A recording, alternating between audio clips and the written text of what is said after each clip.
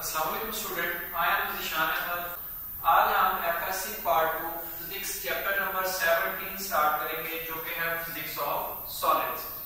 इसके अंदर हम डिफरेंट सॉलिड से रिलेटेड चीजों को डिस्कस करेंगे।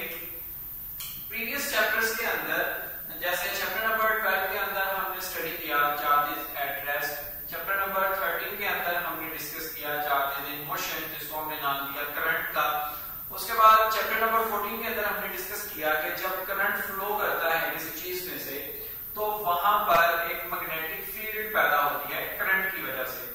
और उसके बाद चैप्टर नंबर 15 में हमने इस चीज को स्टडी किया कि जब करंट का एक जगह पैदा हो रहा है तो वहां पे मैग्नेटिक फील्ड पैदा हो रही है। तो उसके उलट हमने चैप्टर नंबर 15 में डिस्कस किया था कि अगर मैग्नेटिक फील्ड पैदा हो सकती है करंट की वजह से, तो मैग्नेटिक फील्ड की वजह से हम करंट भी इंड्यूस करवा सकते हैं, जिसमें हमने ये सारी चीजें डिस्कस की थी चैप्टर नंबर 15 के अंदर। नाउ अब हमने स्टडी करना है चैप्टर नंबर 17, जो कि है फिजिक्स ऑफ सॉलिड्स। इसके अंदर बेसिकली हम वो सब्सटेंसेस देखेंगे कि किन किन में से किन सब्सटेंसेस में से करंट जो है वो पास कर सकता है, किन में से नहीं कर सकता, या कौन से मटेरियल ऐसे हैं जिनमें से करंट पास भी करता है और नहीं भी करता। तो different kinds of solids available हैं, ठीक है। उनको हम यहाँ पे स्टडी करेंगे, उनकी डिफरेंट प्रॉपर्टीज को देखेंगे, ठीक है, डील करेंगे। सबसे पहले सॉलिड क्या होता है? So the substances in which atoms are tightly packed या no space between atoms are molecules, यानी वो सब्सटेंसेस जिनके अंदर एटम्स जो है वो टाइटली पैक्ड हो, एक दूसरे के साथ जुड़े हों, ऐसे सब्सटेंसेस को हम क्या नाम देते हैं? सॉलिड का, ठीक है। और इनके दरमियान एटम्स और मॉलिक्यूल्स के दरमियान कोई स्पेस नहीं होती। जैसे एक simple piece of solid draw किया है कि देख सकते हैं आप, ये जो एटम्स हैं वो एक दूसरे के साथ टाइटली पैक्ड हैं, कोई भी स्पेस इनके दरमियान नहीं है, यानी ये मूव नहीं कर सकते। जिस जगह पर है ये अपनी उसी जगह पर रहेंगे। लिक्विड और गैसेस की तरह इनके मॉलिक्यूल्स जो हैं वो मूव नहीं कर सकते। सॉलिड्स क्या है? वो सब्सटेंसेस जिनके एटम्स क्या हो? टाइटली पैक्ड हैं, ठीक है। उसके बाद है प्रॉपर्टीज ऑफ सॉलिड। सॉलिड्स की प्रॉपर्टीज कौन सी हैं? तो यहाँ पे चार बेसिक, इस चैप्टर के अंदर 4 बेसिक प्रॉपर्टीज हम डिस्कस करेंगे सॉलिड्स की। The first one is structural properties, जिसमें हम स्टडी करेंगे सॉलिड्स की डिफरेंट शेप्स को, कि कितनी तरह के सॉलिड्स जो हैं वो शेप के लिहाज से अवेलेबल हैं। और उसके बाद सेकंड प्रॉपर्टीज है मैकेनिकल प्रॉपर्टीज, इनको डिस्कस करेंगे हम। मैकेनिकल प्रॉपर्टीज में आ जाएगा कि स्ट्रेस जब हम अप्लाई करेंगे सॉलिड्स के ऊपर तो उनमें शेप के अंदर क्या चेंजेस प्रोड्यूस होती हैं, वो मैकेनिकल प्रॉपर्टीज में डिस्कशन करेंगे। और उसके बाद है इलेक्ट्रिकल प्रॉपर्टीज। इलेक्ट्रिकल प्रॉपर्टीज यानी किन सॉलिड्स में से करंट जो है वो पास कर सकता है, किन में से पास नहीं करेगा, उनकी इलेक्ट्रिकल प्रॉपर्टीज क्या है, किन बेसिस पे उनमें से करंट पास करता है, वो सारी चीजें इलेक्ट्रिकल प्रॉपर्टीज में डिस्कस करेंगे।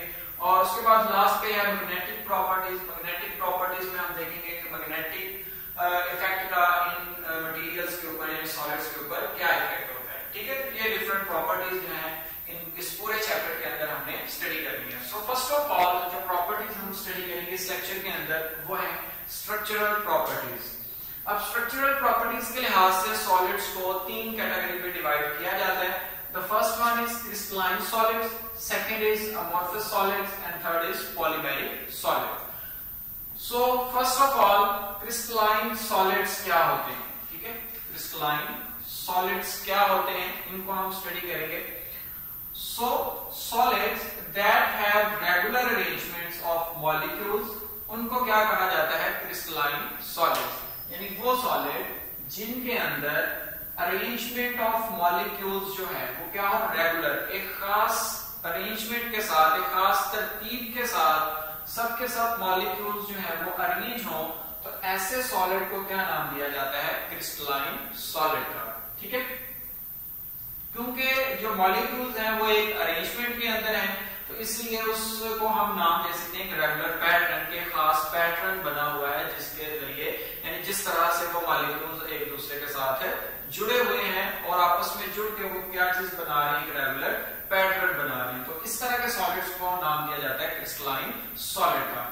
उसके बाद constant through out the crystal, यानी इनकी जो ये शेप है, जो स्ट्रक्चर है, ये जो पैटर्न है वो थ्रू आउट द क्रिस्टल क्या रहता है? कांस्टेंट। मतलब ऐसा नहीं है कि फॉर एग्जांपल कि लेट्स सपोज ये हम बात कर लेते हैं कि this is a piece of crystalline solid, तो ऐसा नहीं होगा कि इसके कुछ हिस्से में जो पैटर्न है वो कुछ और है और नेक्स्ट हिस्से में पैटर्न कुछ और होगा, ऐसा नहीं होता, बल्कि constant through out the crystal, पूरे क्रिस्टल के अंदर जो मॉलिक्यूल्स की अरेंजमेंट है, जो उनका पैटर्न है, वो क्या रहता है, कांस्टेंट मतलब सेम रहता है। ठीक है, तो जैसे ये एक मैंने शेप ड्रॉ किया है, तो इसमें आप देख सकते हैं कि एटम्स जो हैं, जो मॉलिक्यूल्स जो हैं, वो एक खास पैटर्न के साथ, एक खास तरतीब के साथ एक दूसरे के साथ जुड़े हुए हैं, पैक्ड हैं एक दूसरे के साथ।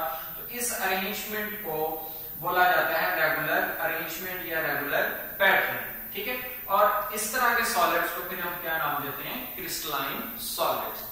उसके बाद इसकी एग्जांपल्स मेटल्स के हवाले से अगर हम देखेंगे क्रिस्टलाइन सॉलिड्स कौन से होते हैं, तो वो कॉपर है, आयरन है, जिंक है, तो ये मेटल्स के लिहाज से हमारे पास क्रिस्टलाइन सॉलिड्स में आ जाता है।